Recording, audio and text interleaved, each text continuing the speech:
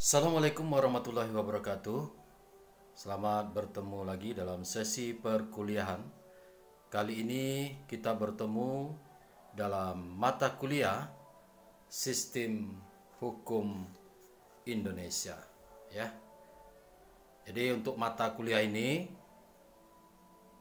saya sudah sejak tahun 2014 ya sudah mengajar dan punya diktat ya, barangkali bukunya juga. Dan ini sudah saya tulis World Class University. Itu cita-cita ya, World Class University. Jadi apa yang kita pelajari ini saya sudah punya dasarnya dan sudah sering mengajar ya kepada lembaga yang menugaskan. Jangan khawatir ya. Saya dosen profesional. Juga kepada mahasiswa semuanya. Baik, tanpa memperpanjang mukadimah, dalam sistem hukum Indonesia ini saya berharap semua mahasiswa bisa menonton ya, menyimak perkuliahan ini dengan sebaik-baiknya dan bisa memahaminya ya. Jadi nonton, kalau perlu nanti di-download ya, dipahami, karena setelah perkuliahan ini nanti akan ada kuis atau tugas yang di deskripsi ini sudah saya berikan linknya, bit.ly SHI ya. Anda nanti bisa mengisi sesuai kelas karena kita ada 6 kelas ya. PRA, 3 PRA sampai 3 PRF. Nanti pilih kelas Anda sendiri ya, pilih kelasnya dari mengisinya sesuai dengan kelas masing-masing. Dan saya ingatkan lagi bahwa jangan asal-asalan, jangan sembarangan dalam mengisi karena Anda hanya bisa mengisi satu kali dan tidak bisa diulangi lagi. Jadi kalau Anda tidak paham mengisi, percayalah nilai Anda akan rendah ya. Kemudian sebagai tanda kehadiran, silahkan di komen YouTube ini ditulis nama, NIM, dan kelas. Oke? Udah paham ya? Silahkan. Baik, tanpa memperpanjang mukadimah, kita hari ini kuliah tentang sistem hukum Indonesia. Nah, sebagai pengantar, terlebih dahulu ya, menurut Surjono Sukanto ya, sistem hukum itu adalah suatu susunan atau tatanan yang diatur ya. Jadi suatu keseluruhan yang terdiri dari berbagai bagian yang saling terikat antara satu dengan yang lainnya, tersusun secara baik sebagai hasil kreasi pemikiran manusia untuk mencapai suatu tujuan yang sama sebagai suatu subsistem ya. Itu pengertian sistem. Nah, di dalam sistem hukum, subsistem hukum itu dapat dikatakan hubungan antar subsistem sebagai hubungan fungsional. Ya, di dalam sistem hukum, hubungan antar subsistem itu adalah sebagai hubungan fungsional. Apa itu? Yang pertama adalah struktur hukum. Yang kedua adalah substansi hukum. Yang ketiga adalah budaya hukum. Apa itu struktur hukum? Adalah lembaga-lembaga yang berkaitan dengan penegakan hukum yang saling berkaitan antara satu dengan yang lainnya. Misalnya, kepolisian untuk melakukan penyidik dan penyelidikan, kejaksaan sebagai penuntut umum, pengacara sebagai pembela sekaligus dapat juga sebagai penggugat, serta hakim sebagai lembaga yang memeriksa dan memberikan keputusan. Itu disebut dengan struktur hukum. Nah, yang kedua, substansi hukum. Apa itu substansi hukum? Ya, yaitu berkaitan dengan peraturan-peraturan yang digunakan sebagai pedoman oleh lembaga penegak hukum dan masyarakat dalam bertindak. Nah, sedangkan budaya hukum adalah berkaitan dengan apresiasi masyarakat dalam menyikapi substansi hukum dan tindakan aparat penegak hukum. Nah, itu dia ya, sistem hukum terdiri dari subbagian ya. Kita lanjut. Ya, mudah bukan? Jadi ada 4 ideal hukum ya. Ideal hukum ini ya. Kita lihat dulu. Yang pertama disebut hukum irasional dan material. Apakah itu hukum irasional dan material? Yaitu pembentuk undang-undang dan hakim mendasarkan semata-mata pada nilai-nilai emosional tanpa menunjuk pada suatu kaidah pun. Baikkah itu? Nah, kita lihat yang kedua, hukum irasional dan formal. Apakah itu? Hukum irasional dan formal di mana pembentuk undang-undang dan hakim berpedoman pada kaidah-kaidah di luar akal karena didasarkan pada wahyu dan ramalan. Benarkah itu? Ya, kita lanjutkan lagi. Yang ketiga, hukum rasional dan material. Apakah itu? Yaitu keputusan-keputusan para pembentuk undang-undang dan hakim menunjuk pada suatu kitab suci dan kebijaksanaan penguasa atau ideologi. Betulkah itu? Nah, yang keempat, hukum rasional dan formal. Apakah itu? Nah, yaitu hukum yang dibentuk semata-mata atas dasar konsep-konsep abstrak dari ilmu hukum. Nah, ada 4 yang ideal ya. Mana yang paling ideal? Nah, tentu mahasiswa sudah tahu. 1 kah, 2 kah, 3 kah, atau 4. Hukum rasional dan formal. Ya, oke. Nah, pada dasarnya sistem hukum di dunia itu ada 2 kelompok besar ya. Yang pertama, sistem hukum kontinental ya. Yang kedua, sistem hukum Anglo-Saxon ya. Anglo-Saxon. Jadi, selain itu juga dikenal di beberapa tempat ada sistem hukum lainnya. Nah, jadi sebenarnya hanya 2 yang besar, tapi ada juga hukum lainnya yang disebut dengan hukum Islam, sistem hukum hadat, sistem hukum kanonik dan sebagainya. Itu hanya di luar ya. Jadi, secara dasarnya hanya 2 kelompok besar. Apa yang dimaksud dengan sistem kontinental? Sistem kontinental, hukum kontinental itu berkembang di Eropa daratan, sehingga sering juga disebut sebagai sistem hukum Eropa kontinental. Nah, negara-negara yang menganut sistem ini banyak ya, seperti Prancis, Afrika, Indochina, Spanyol, Jepang, Thailand, termasuk Indonesia ya, karena kebetulan Indonesia dijajah oleh Belanda ya. Jadi memakai sistem hukum kontinental. Nah, sedangkan sistem hukum Anglo-Saxon, nah Anglo-Saxon ini awalnya berkembang dari Inggris ya. Kemudian menyebar ke berbagai negara ya, seperti Amerika, Kanada, Australia, Malaysia, Singapura dan sebagainya. Nah, sistem hukum ini sendi utamanya adalah jurisprudensi.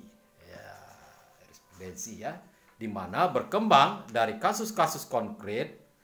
Karena itu sering disebut juga sebagai sistem hukum yang berdasarkan kasus.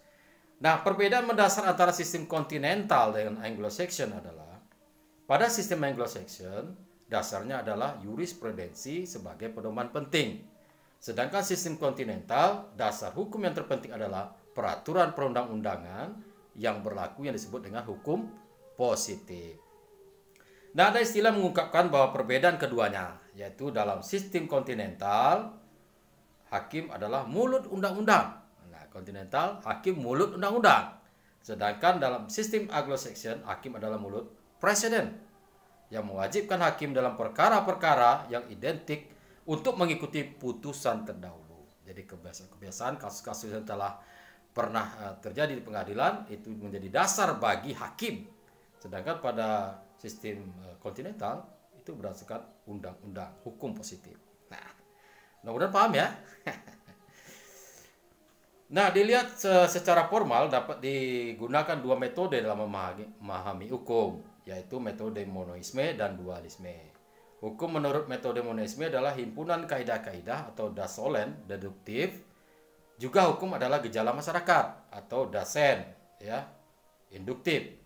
Sedangkan metode dualisme gabungan metode induktif dan deduktif, sehingga hukum dapat diartikan sebagai kaidah-kaidah yang terima dan dianut oleh masyarakat, atau sebagai gejala masyarakat yang memang adanya diharuskan atau dilarang ya. Jadi ada 2 ya metodenya ya. Nah, sekarang definisi hukum itu tentu sejak dulu sudah ada ya. Apa sih hukum itu ya? Jadi ini kita lihat Plato ya, Plato filosof ya. Kita lihat hukum itu menurut Plato adalah sistem peraturan-peraturan teratur dan tersusun baik yang mengikat masyarakat ya. Sedangkan menurut Aristoteles, hukum itu adalah kumpulan peraturan yang tidak hanya mengikat masyarakat tetapi juga hakim. Jadi bukan masyarakat ya, juga hakim ya. Sedangkan menurut Austin, yaitu peraturan yang diadakan untuk memberi bimbingan kepada makhluk yang berakal dan berkuasa atasnya. Sedangkan menurut Freud, ya, hukum yang berlaku dalam satu masyarakat mengatur tata tertib masyarakat itu berdasarkan kekuasaan yang ada pada masyarakat. Menurut E.M. Myers, hukum adalah semua aturan yang mengandung pertimbangan kesusilaan ditunjukkan kepada tingkah laku manusia dalam masyarakat dan yang menjadi pedoman penguasa-penguasa negara dalam melakukan tugasnya. Sedangkan menurut Duguid, hukum adalah aturan tingkah laku para anggota masyarakat, aturan yang daya penggunanya pada saat tertentu diindahkan oleh suatu masyarakat sebagai jaminan dari kepentingan bersama terhadap orang yang melanggar peraturan itu. Kemudian menurut Utrecht, ya, hukum adalah himpunan petunjuk hidup, perintah dan larangan, ya, yang mengatur tata tertib dalam suatu masyarakat yang bersangkutan. Pelanggaran atas petunjuk hidup tersebut dapat menimbulkan tindakan oleh pemerintah atau penguasa. Menurut Serjanus Kanto, hukum sesuai dengan arti yang diberikan masyarakat. Hukum sebagai ilmu pengetahuan, disiplin, kaidah, tata hukum, petugas, keputusan penguasa, proses pemerintahan, sikap, tindak, atau perilaku yang teratur, dan hukum sebagai jalinan nilai yang teratur. Nah, secara umum dapat dikatakan bahwa hukum itu adalah peraturan-peraturan yang merupakan ketentuan, perintah, dan larangan yang menimbulkan kewajiban dan atau hak.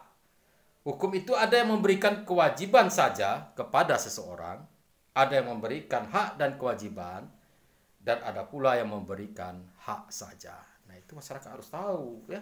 Jangan hanya tahu haknya saja atau hanya tahu kewajiban saja. Hak dan kewajiban harus diketahui.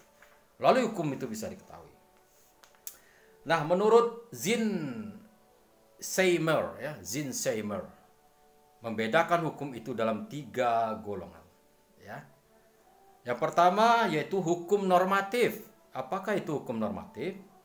Hukum yang nampak dalam peraturan perundang-undangan serta hukum yang tidak tertulis dalam peraturan perundang-undangan, tetapi diindahkan, ditaati oleh masyarakat karena keyakinan bahwa peraturan hidup itu sudah sewajarnya wajib ditaati.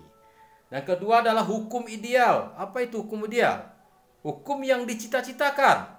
Hukum ini pada hakikatnya berakar pada perasaan murni manusia dari segala bangsa. Hukum inilah yang dapat memenuhi perasaan keadilan semua bangsa di seluruh dunia. Hukum inilah yang benar-benar objektif. Yang ketiga adalah hukum wajar. Apakah itu hukum wajar?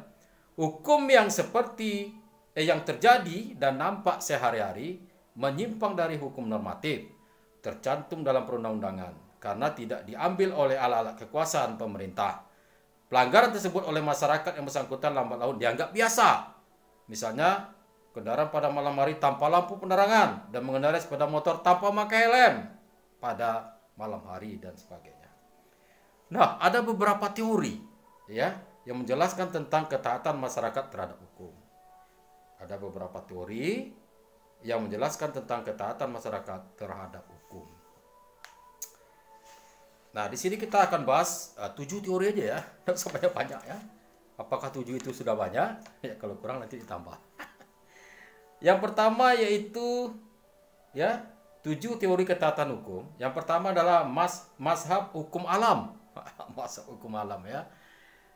Mengatakan bahwa masyarakat mematuhi hukum karena kenyataannya sudah menjadi ketentuan alam bahwa orang yang menabur angin akan menuai bencana. Siang akan berganti malam, artinya orang yang berbuat baik akan menerima imbalan atas kebaikannya itu. Begitu juga sebaliknya, yang berbuat jahat akan menerima imbalannya. Itu mazhab hukum alam.